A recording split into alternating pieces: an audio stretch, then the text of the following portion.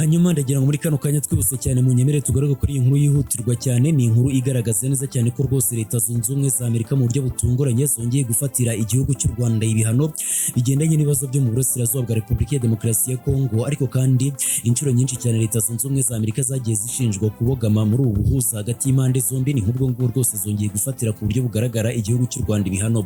Tugiye kuza kubiva imuzi n'imuzingo, ariko ku ikubitiro Amerika yafatiye ibihano uruganda rwa zahabu rwo mu Rwanda ndetse n'abaruyobora bigendanye ngo no kuba rutunganya zahabu ituruka ku butaka bwa Repubulika ya Demokarasi ya Kongo, ndetse bakanagaragaza neza cyane ko rwose ngo amabuye y'agaciro uruganda rutunganya ngaturuka mu burasirazuba bw'icyo gihugu cya Repubulika ya Demokarasi ya Kongo, ndetse ngo akaba anagemurwa cyane nabo mu mitwe FCM23 ikomeje kugenda ifashwa n'igihugu cy'u Rwanda. Reka ne kwizimba mu magambo, reba hasi yanditse subscribe ngaruke ari gukwinjiza muri inkuru ku buryo burambuye. Ni amakuru agiye atandukanye uzakomeza kugenda ubonera ku gihembo. Ni Leta Zunze Ubumwe za Amerika binyuze mu ishami rya Minisiteri y'Imari ishinzwe kugenzura umutungo w'abafatanyabikorwa ndetse n'abafatirwa ibihano OFAC yafatiye ibihano uruganda rwa Gasabo Gold Refinery Limited rwo mu Rwanda ndetse n'abaruyobora. Ni nyuma yo kurushinja kugira uruhare rukomeye cyane mu gucuruza ndetse no gutunganya zahabu ikurwa ku buryo butemewe ngo mu burasirazuba bwa Repubulika ya Demokarasi ya Kongo. Minisiteri y'Imari ya Amerika mu itangazo yasohoye igaragaza neza cyane ko rwose ngo Gasabo Gold iri mu muyoboro Amerika ishinja gukorana n'umutwe M23 mu kunyereza amabuye y'agaciro yo muri Repubulika ya Demokarasi ya Kongo ikayinjiza mu Rwanda. Umunyamabanga wa Leta ya Amerika ushinzwe imari Scott Bessent nyuma ya biriya bihano yavuze ko rwose igihugu cye kitazemera ko ngo imitwe yitwaje intwaro yungukira mu bucuruzi bw'amabuye y'agaciro butemewe, ngo bityo ko rwose ariyo mpamvu Leta Zunze Ubumwe za Amerika zikomeje kugenda zikora ibishoboka byose kugira ngo zishyire igitutu ku bantu bose bakomeje kugenda bagira uruhare rukomeye cyane mu kungukira mu kindi gihugu. Ibyo ngibyo ni bituma nyine igihugu cy'u Rwanda gishinjwa uruhare ruziguye ndetse runagaragara ku butaka bwa Repubulika ya Demokarasi ya Kongo, ngo ndetse no mu bufatanye bugaragara cyane bwa FCM23 ndetse n'iki gihugu cy'u Rwanda n'ubundi muri rusange.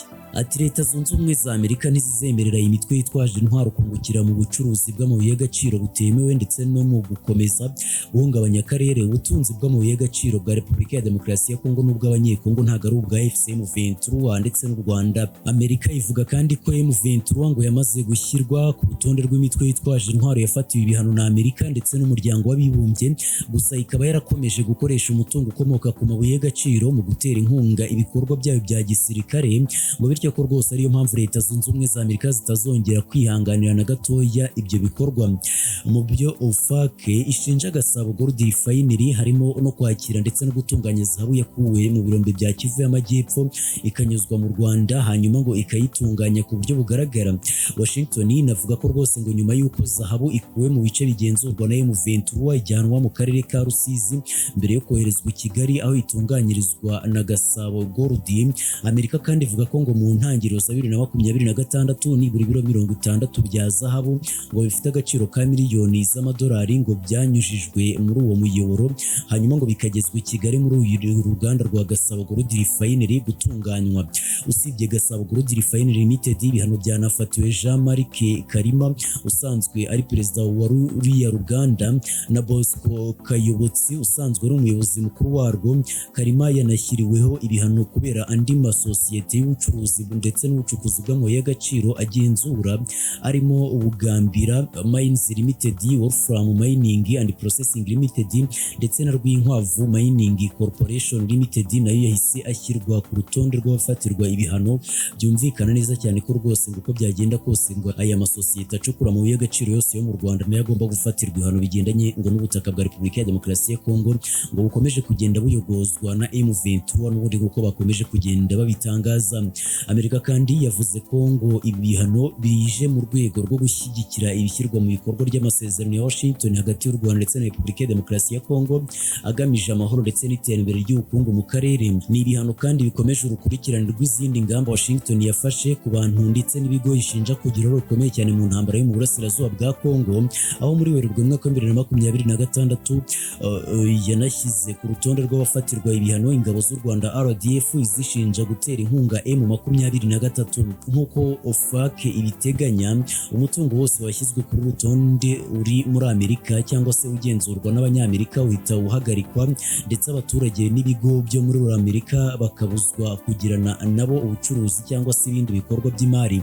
Amerika kandi ivuga ko intego y'ibihano atari uguhana gusa, ahubwo ko ari uguhatira abafatirwa ibihano guhindura imyitwarire yabo ndetse no guhagarika ibikorwa bifatwa nk'ibibangamira amahoro ndetse n'umutekano muri Repubulika ya Demokarasi ya Kongo. Ibyo ngibyo kandi birerekana neza cyane rwose gukomeza kubogama kwa Leta Zunze Ubumwe za Amerika, nk'uko twagiye dukunda kugenda tubigarukaho mu makuru yacu agiye atandukanye.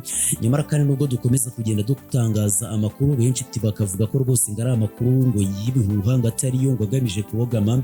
Birumvikana neza cyane ko rwose Leta Zunze Ubumwe za Amerika ubwazo zikomeje kugenda zibogamira ku ruhande rumwe, mu ruhande rwa Leta ya Repubulika ya Demokarasi ya Kongo, kubera ko ibitero bya Repubulika ya Demokarasi ya Kongo muri Kivu y'Amajyaruguru ndetse n'Kivu y'Amajyepfo ntawe utabibona.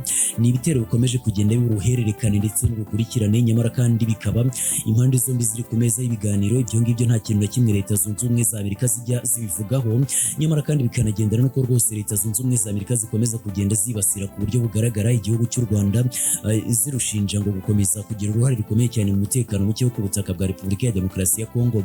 Inshuro nyinshi cyane M23 yagiye ikunda kugaragaza uruhare rwa Leta ya Repubulika ya Demokarasi ya Kongo mu bitero bikomeje kugenda byibasira abaturage b'abasivile.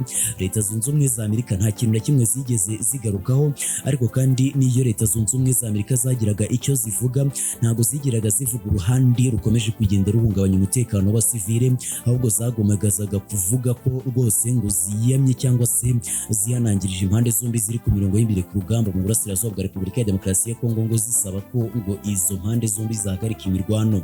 Leta ya Repubulika ya Demokarasi ya Kongo ikomeje kwifatanya na Leta Zunze Ubumwe za Amerika ni mu gukomeza gushyira igitutu ku rwego rukomeye cyane ku gihugu cy'u Rwanda, nyamara kandi hirengagijwe ku buryo bugaragara uruhare rukomeye cyane rwa Kinshasa mu mutekano muke wo mu burasirazuba bwa Repubulika ya Demokarasi ya Kongo, ndetse hakanirengagizwa uruhare rwa Repubulika ya Demokarasi ya Kongo mu bufatanyabikorwa buhagije ndetse bugaragara n'umutwe FDLR w'abajenosideri ukunze gukorera ku butaka bwa Repubulika ya Demokarasi ya Kongo, ndetse wanakunze kugenda ugaragaza neza cyane ko uzakomeza kugenda uhangana ku buryo bugaragara n'igihugu cy'u Rwanda. Nyamara kandi FDLR ikaba iri mu gisirikare cya Leta ya Repubulika ya Demokarasi ya Kongo FARDC. Ibyo ngibyo nta kintu Leta Zunze Ubumwe za Amerika zikunze kugenda zibigarukaho, ahubwo zivuga ko rwose igihugu cy'u Rwanda aricyo gikomeje kugenda gihungabanya umutekano wa Repubulika ya Demokarasi ya Kongo ku buryo bugaragara.